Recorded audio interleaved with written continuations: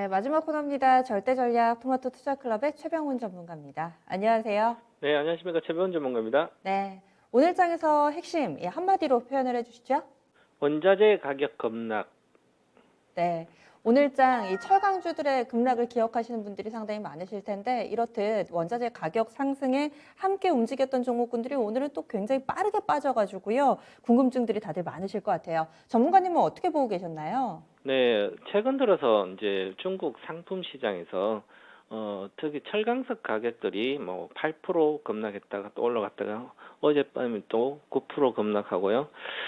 지금은 급등락을 좀 이어가고 있습니다. 그래서 물론 이제 중국의 상품 시장에서 3월 달부터 이제 원자재 가격들이 좀 등락이 심할 때가 여러 번 있었거든요. 그래서 철강제뿐만 아니라 원자재 가격들이 지금 많이 올라간 상태에서 급등락을 한다는 것은 원자재 관련된 가격이 고점이 아닌가, 고점 시그널이 아닐까. 즉 이제 고공행진 중에서 급등락을 하게 되면 이제 주로 그러다가 방향성을 잡거든요. 잡으면 하락으로 추세적으로 돌아서면 추세가 아주 많이 빠지게 되거든요. 그래서 저는 이제 원자재 관련된 뭐 경기 민감 관련된 종목들을 특히 수혜주들이 실제 3월부터는 좀 비중을 축소하라고 계속 말씀을 드렸었는데 철강주는 계속 올라갔습니다. 그래서 이제 철강주도 고점이 나오지 않았나 그런 의미로 한번 꼭 주시해 보시라고 해서 이제 이렇게 제목을 달았습니다. 네. 그러면 이제 이것이 중요하다는 건 알았는데 판단이 좀 필요할 것 같아요. 오늘의 체크포인트, 이런 원자재 연동된 종목군들도 봐주시고 그 밖에도 눈여겨 살펴볼 만한 내용들이 있다면 알려주시죠. 네, 외국인 매도 폭탄이 지속되고 있습니다. 오늘 또 코스피에서 6,516억이나 팔았고요. 물론 코스닥은 좀 많이 샀는데, 그 다음에 기관들은 어제 뭐 사고, 최근에 샀다가 팔았다 하죠. 공매도가 5월부터 재개됐기 때문에 기관들은 방향성 없이 매수 매도를 반복하는 그런 흐름이 계속 이어질 걸로 보이고요. 근데 외국인들은 추세적으로 팔고 있습니다. 최근 들어서 4월부터 보더라도 샀던 금액을 거의 다 순매도 다 돌아섰기 때문에 외국인들이 왜 이렇게 많이 팔까? 그럼 우리나라 시장에서 외국인들이 가장 많이 시가총을 갖고 있는 게 반도체 쪽인데 반도체가 시간이 걸린다면 외국인들은 우리 시장에 추세적으로 계속 살 수가 없는 거고요. 그래서 그러면 반도체 공급 부족도 되고 여러 가지 좋다는데 앞으로 시설 증설도 계속하고 공장도 짓고 하면 좋을 텐데 외국인들 왜 계속 팔까? 그러면 길게 본다면 이제 주가도 많이 올라간 상태에서 미리 반도체 업황이 좋은 것은 시세에 거의 다 반영되지 않았나 그렇게 보고 전체에서 포트에서 비중을 줄이는 게 아닌가 그렇게 보고 있습니다. 그래서 국내 시장에는 이제 삼성전자를 보더라도 항상 삼성전자의 주가는 업황을 먼저 반영을 합니다. 최소 6개월 전부터 반영을 하는데요. 그래서 2016년도 이게 주가가 쭉 올라갈 때는 실제로 경기는 2017년도 경기가 좋았거든요. 근데 2017년도 경기가 좋을 때 이 주가는 올라가지를 않았어요.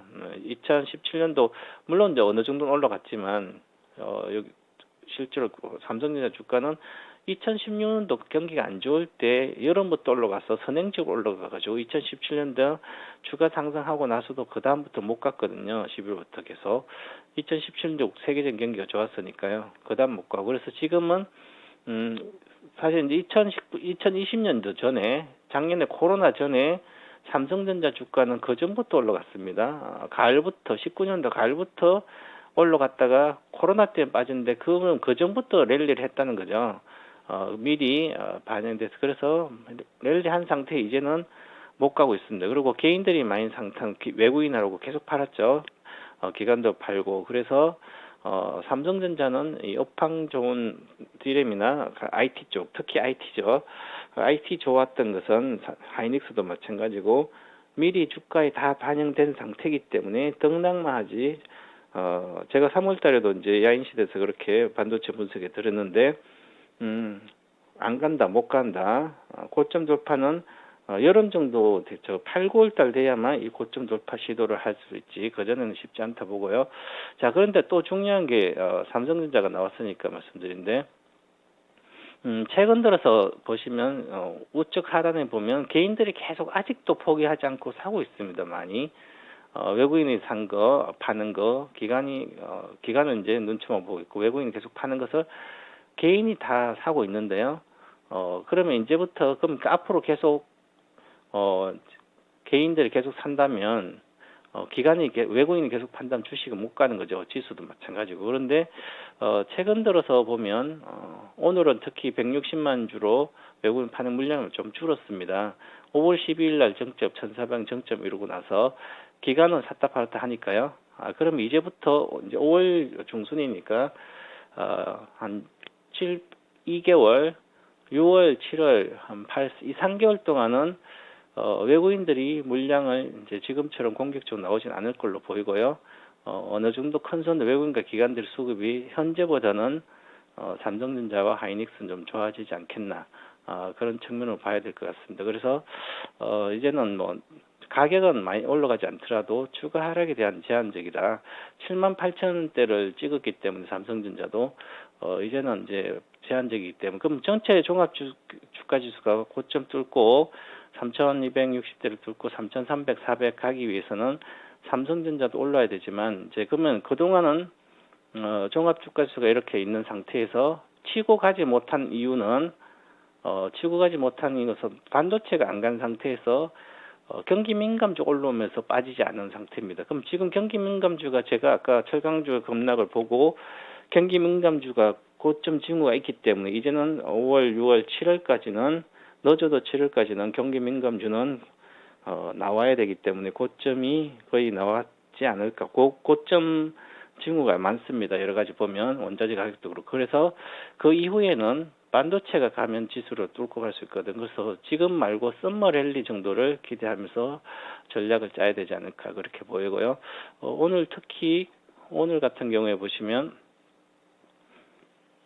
철강주가 급락했는데 그 중에 전체 시가총액 100등 안에 보시면 가장 많이 빠진 주식이 현대제철, 대우조선은 대우조선은 실제 안 나오고 포스코로 보시면 포스코가 오늘 5%나 빠졌습니다. 그런데 며칠 전에 5월 17일 달도 급락했다 어제 급등하고요.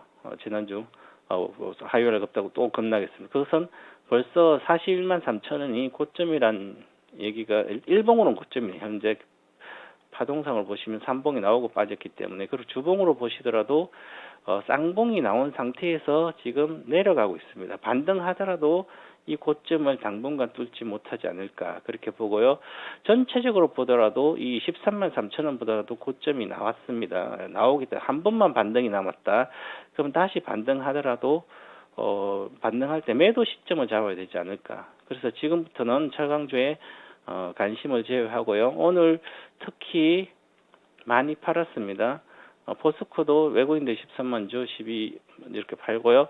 또 현대제철도 많이 나왔습니다. 현대제철은 따로 악재가 사망 악재는 실제 주가에 크게 반영이 안 되니까 수급적으로 오늘 공격적 기관가 외국인이 많이 팔았기 때문에 철강주를 이제는 차익 실현이 몰리고 있다. 이 큰 손들이 많이 갖고 있다가 이제 차익 실현 나오면 철강주는 원자재 가격 상승의 수혜주였었는데요. 이제는 생산까지 차질이 공급 차질에서 가격이 올랐으니까 이제는 전체적으로 완성 쪽에서 이제 철근도 그렇고 전체적으로 자동차도 그렇고 전체 생산의 차질이 있으면 판매가 줄어들면 기업체에서 전방 산업에서 실적이 나빠질 수 있기 때문에 같이 악재가 이제 반영되지 않을까 그렇게 봐서 조심해야 되는 구간이다 이렇게 말씀드리겠습니다. 네, 그러면은 간략하게만 좀 절대 전략 총정리해 주세요. 네, 지금은 한미 정상회담에 모멘텀이 작용되고 있어서 2차 전지 산업 수혜주는 업황과 상관은 업황이 워낙 좋기 때문에 장기적으로 좋고 단기적으로 좋고 3분기, 2분기 때 지금부터는 2차 전지 산업 수혜주를 보면서 그중에서 장기 투자 종목을 찾아서 비중을 확대해야 되지 않을까 이렇게 보고요.